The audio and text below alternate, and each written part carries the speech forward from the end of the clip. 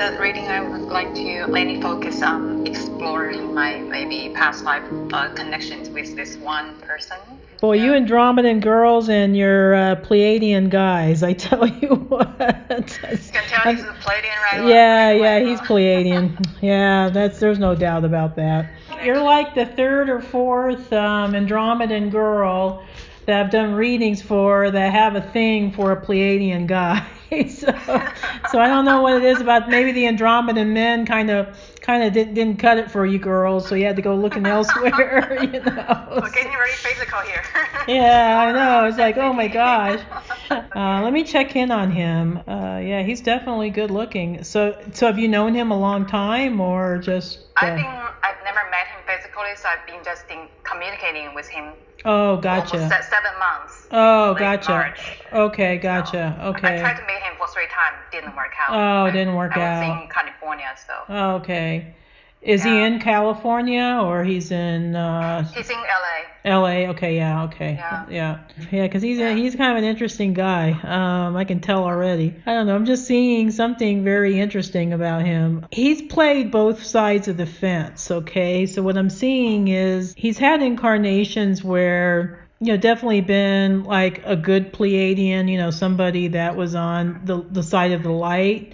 But then I'm also seeing some incarnations where he went totally rogue and decided to, join the rogue Pleiadians who decided to run around with the Orions, creating havoc, throughout the universe.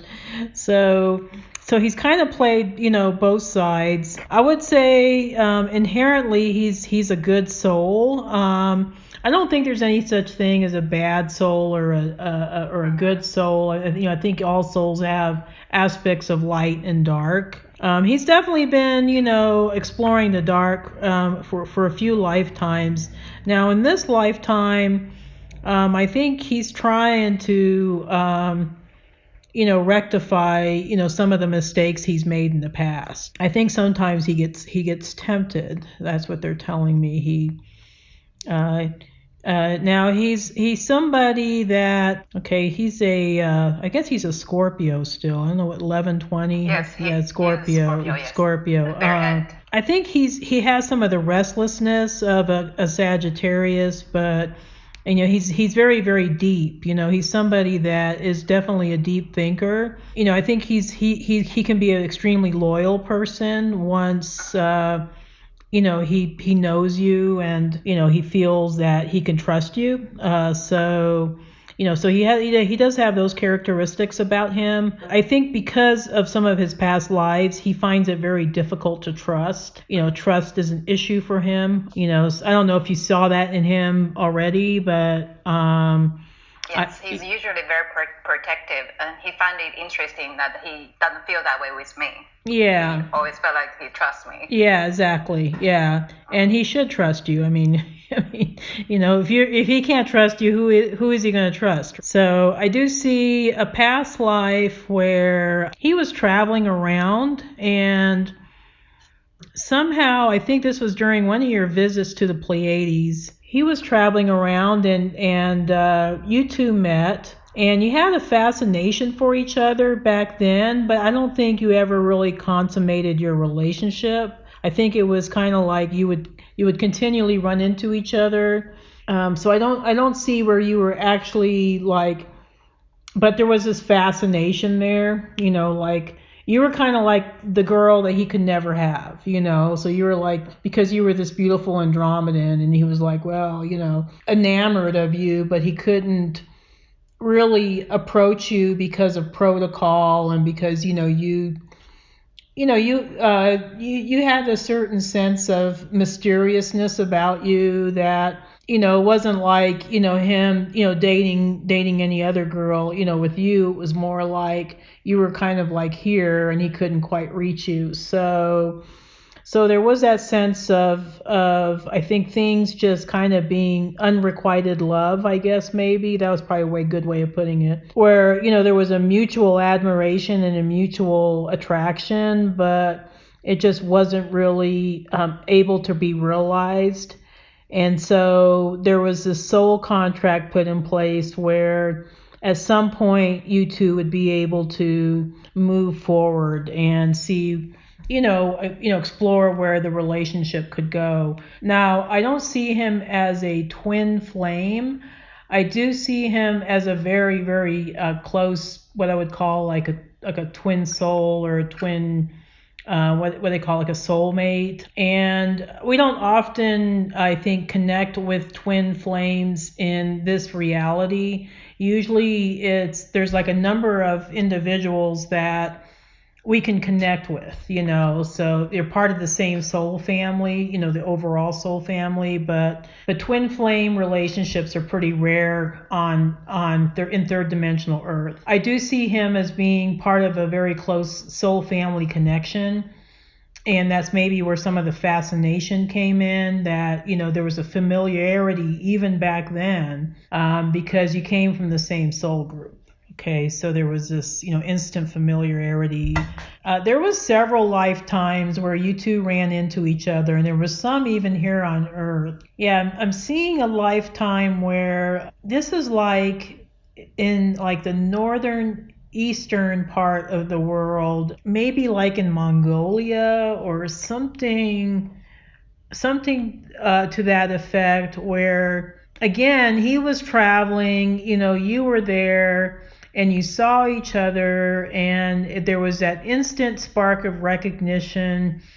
I think there was, some interaction, but there was always this inability to really connect, okay? And there's always like either he's passing through, or, you're in this kind of position where he really can't have access to you, or, it's just always this block. In this lifetime, what I'm seeing the contract as being is you two have contracted to break through that barrier. Okay, so that's going to be the next step, is to break through the barrier, because the barrier's been there for a while, and I'm not sure if that was a fear on each of your part, and I think it's more fear on his part than yours. You're a very self-assured person, you're a Pisces, but Pisces is actually, I think, a very strong. They're very, I think, very strong. People tend to think Pisceans are emotional and weak, and that's really not true. Pisces are extremely strong individuals. They're the ones that go into the deepest depths of the emotions and still manage to maintain, their composure. That's just who you are, okay? And I'm married to a Pisces, so I know the Pisces personality inside and out. They have an extreme strength. They're able to maintain their composure. So throughout these different lifetimes, I'm seeing it was more him. I think he has an adventurous soul, but when it comes to relationship, there's a deep mistrust. And it's not specifically towards you. I don't think there's, I don't think he doesn't have any reason not to trust you. I think it's just something in general. What I'm seeing with him is in his original life in the Pleiades, he lost somebody that was real dear to him. And I'm thinking it was maybe a sister or somebody that he loved deeply. And it created kind of a fear that, if I get really close to somebody, I'm not going to be able, I'm going to lose that person. Even though he trusts you, he has this inherent fear that he's been carrying lifetime after lifetime after lifetime after lifetime, that he's going to lose you. So it's almost like he's creating these barriers without, not consciously, but subconsciously. The trick is for him to, I think, become aware of where he's creating a barrier between you and him. And I can speak to this personally because I had to deal with the same thing with Terry. It's kind of like the situation was reversed. He was putting up barriers in our relationship. Finally, I think what happened with us is we took a kind of a self-improvement course, and I think it opened his eyes to what he was doing, and then we were able to move forward, after that. I'm not, specifically suggesting that. There has to come a point where he has to become very aware of this pattern that he's creating. Now, has he been in relationships before, or I'm sure he has been in relationships before. He was actually married once in his early 20s. Mm-hmm. It didn't last very long. But it's interesting when we talk about how he puts the barrier with his fear. Mm-hmm. It seems like the lessons always repeat itself, lifetime after lifetime. Yeah, it's been repeating. He's about 3 or 4 years old. Yeah, so that is a big one. Yeah, he's got to get over that, and only he can.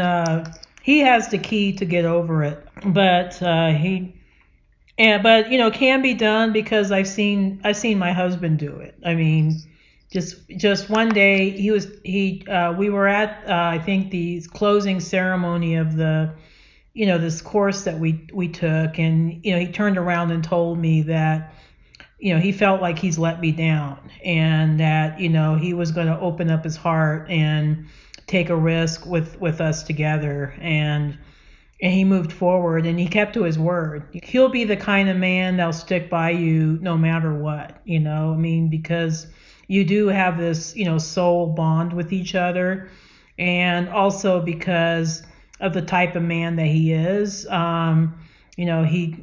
can kind of play bad boy, and he can play the knight in the shining armor. I think he's just truly, somebody with an open heart, but he's kept his heart closed for so long that he's afraid to open it up again. So, but I do see high probability that because he's an insightful, intelligent person, that and I think he truly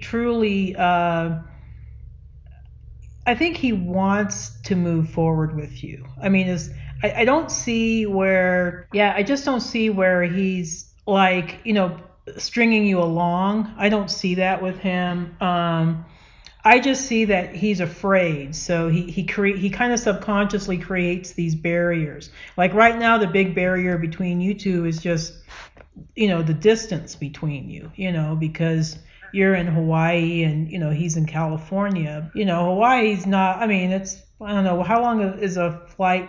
Is it like a 4-hour flight? 5 hours. 5 hours. Yeah, God. Well, it's not as far as coming from Colorado. So, the distance doesn't really matter to me, because I believe if we really want to be together, we're young, we can create anything we want to. Absolutely. So we have the power to create and also shift the reality. Oh, absolutely. So the most important step is the first step. So I have to get to meet him first. Absolutely. It hasn't happened yet.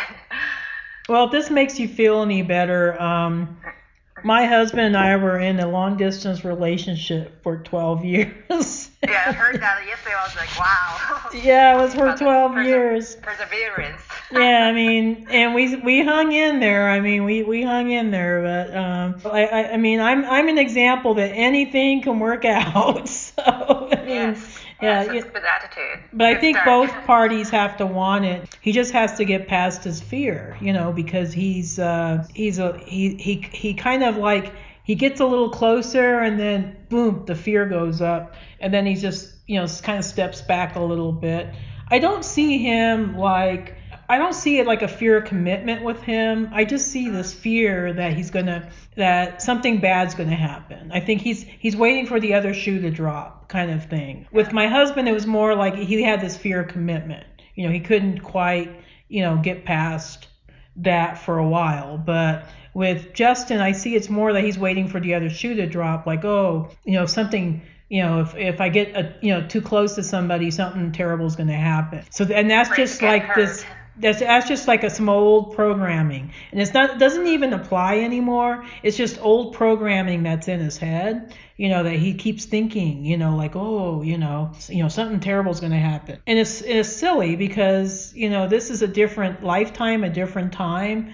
Why shouldn't things work out? I mean, it's not like you guys are in the steppes of Mongolia with marauders coming in and shooting you with arrows. I mean, it's not, or you're in the Pleiades and he has to take off on some trip. So that doesn't apply anymore. So it's just him having to get past his fear. But I do see that. Higher probabilities that he will be able to get past it. Kind of like a 70% chance that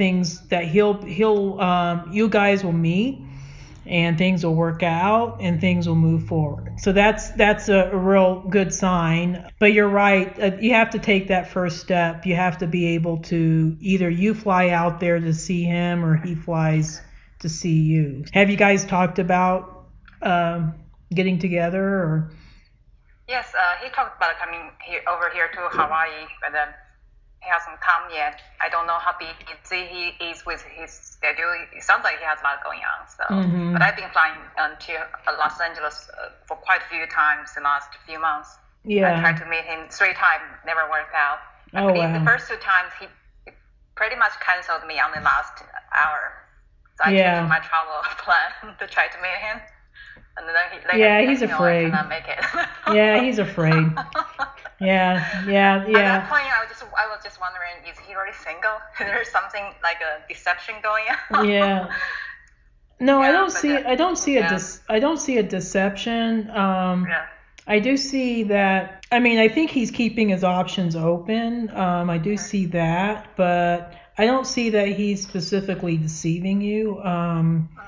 I just see that, he's a handsome guy and there's, obviously women that are going to be around, but I think that, as far as you're different than the women that is around him, okay? And that's, I think, what makes you fascinating to him. Most of the women that's around him are these plastic, California types, you know what I'm saying? So you're about as genuine as they come. I mean, and you're, I think naturally beautiful. You don't have to have enhancements, So that alone, I think, will be, a very attractive aspect for him, about you, but also because you're not going to fall all over him. I mean, you're a proud Andromedan princess. You're not going to be chasing after him. And that's probably what I would recommend is let him come to you. Don't you want to make yourself open to meeting him, but at the same time, you don't want to make it seem like you're chasing him, and I don't think you have. I mean, I think you've genuinely tried to reach out to him. It's always better when you kind of pull back, because it makes you even more mysterious to the guy. And I had to do that with Terry, where we broke up a couple of times, and I was just like, I'm not playing this game, with him. The cat and mouse game. Yeah, the cat and mouse game, so I was just like, whatever. So, he would call me like wanting to get together, and I just told him, these are my criteria. If you want to get back together and have a relationship, then we can get together. But if you just want to have a booty call or, friends with benefits, no, we're not doing that. So, and I was very, I kept him, and I believe me, it was hard because I loved him, I still love him, not too much, but, just to the point where he doesn't see you as just another girl that's going to just be all gaga over him. So yeah, that's what I would recommend if I had to recommend anything. But for the most part, you're a very smart person. I think you know how to conduct yourself, with men. So I don't have any worries about you at all. And like some other girls, they get all kind of stupid, around guys. So yeah, you probably shouldn't throw yourself like that with guys, but yeah, with him, it's more. I think you have it covered, so I'm not too worried.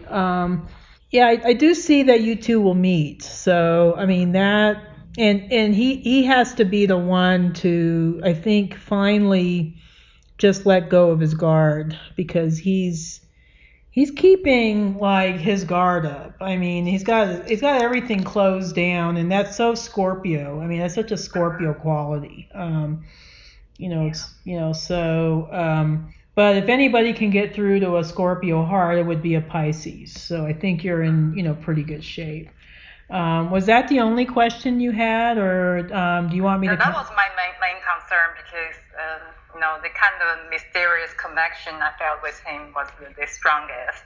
Yeah. And I've tried to put so much energy together to meet him, and it has been very emotionally draining.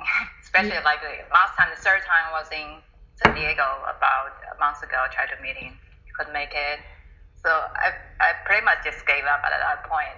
Until a few days ago, I was texting a friend on Facebook, but somehow that message went to his, to his tab. So at that point, I couldn't tell him, oh, that message is not for you.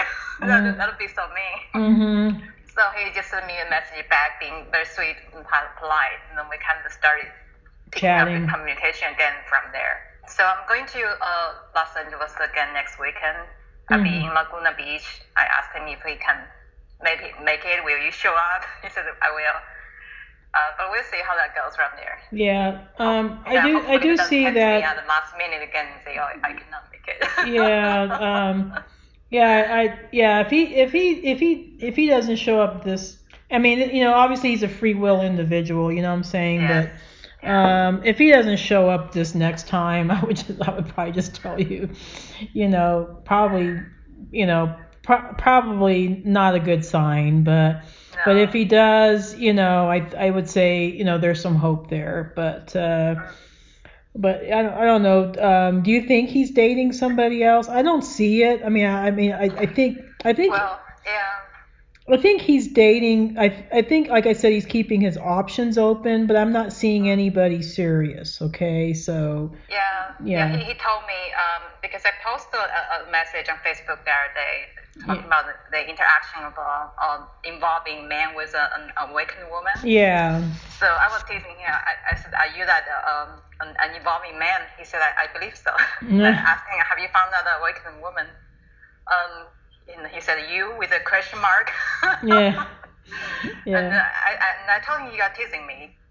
He said, "Well, I haven't found anyone else." Yeah. So, and when he said that, I kind of believed him. Yeah. I trusted his response. I did feel like he's telling the truth. Yeah, no, I don't see any deception with him. I just see that I think he's just keeping his options open for now, but I think he is, definitely interested, and I would hope that when you go next weekend to Los Angeles that, he'll finally meet you. And if he doesn't, tell him I'm going to go there and beat him up, because Debbie from Colorado is going to go beat him up because he's being an idiot. Because I don't know, I get kind of frustrated with these guys, because I had to deal with this with my own man. It was back and forth for years, and it was finally like, is this relationship ever going to go anywhere? And like I said, we took that, it was called the Landmark Forum. Have you ever heard of it? Or we took the Landmark Forum. I took it first, and then he took it. And I guess when he took it, that was when he realized that he wasn't really being fair to me, and that he was, unintentionally stringing me along, and that he was willing to put some effort into our relationship, but it took him long enough to realize it. But and I hung in there with him. I don't know why, but I guess maybe there was that soul connection with us too, so so I felt like that. I had this hope that something was going to break through, and it did. Now with Justin, I do see him having the ability to break through, because he is a starseed. I think he wants to become more evolved. I think part of his fascination with you is he sees you as somebody that will help him with his spiritual evolution, so, and he may be not quite at that point yet, but I think once he starts to get to know you, I mean, it'll spark a growth in him, as far as him, stepping up to be a better man, kind of thing. That tends to happen with guys. Is like once they meet the right woman, it's like, the reason why I think they choose her is because they know she's somebody that can elevate them to their highest potential. He's never going to meet anybody like you in California. It's just, you're so special anyway. Especially in LA, it tends to be a very, I think, superficial or artificial environment. Yeah, I'm just seeing like it's going to be truly up to him to, I think, to be able to get past this long-standing, I think, like karmic fear that he's had for lifetime after lifetime. But he'll be able to work through it pretty quickly, once he decides that, he's no longer going to allow fear to create, barriers in his relationship.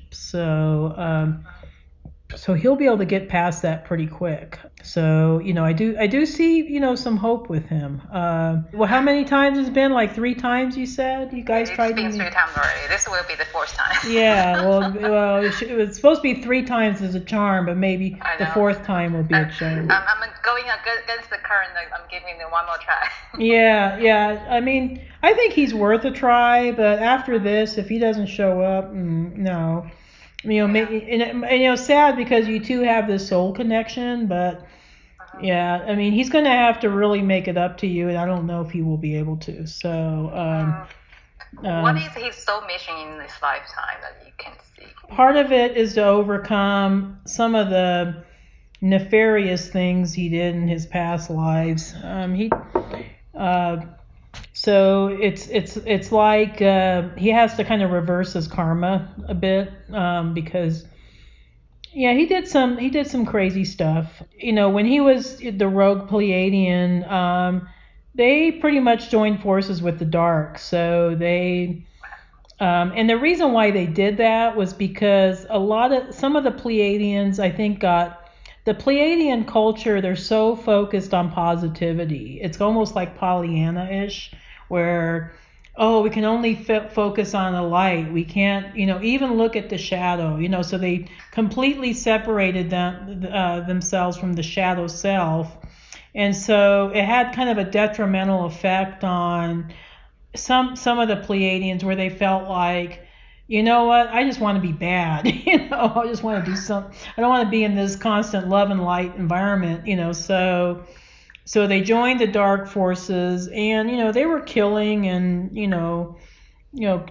just doing some really bad things out there. They were off killing people and torturing people and doing crazy things. So so he was involved with some of that kind of stuff. I'm seeing where he was sent to Earth as part of like a penance of some sort, like he was supposed to make up his karma.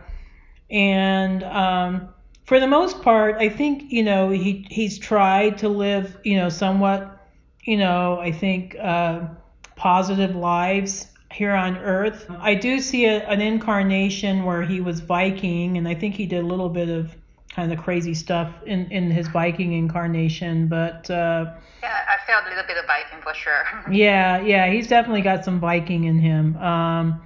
And he's done, but for the most part, I think he's been trying to reverse his karma, and I do see that, but now it's time for him to work out the relationship issues. So that's one of his soul missions.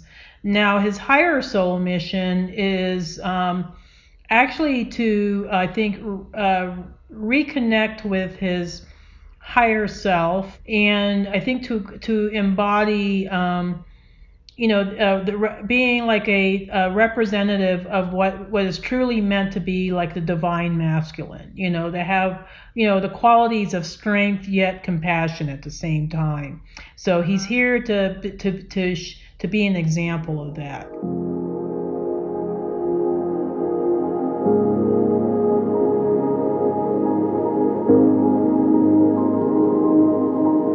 you.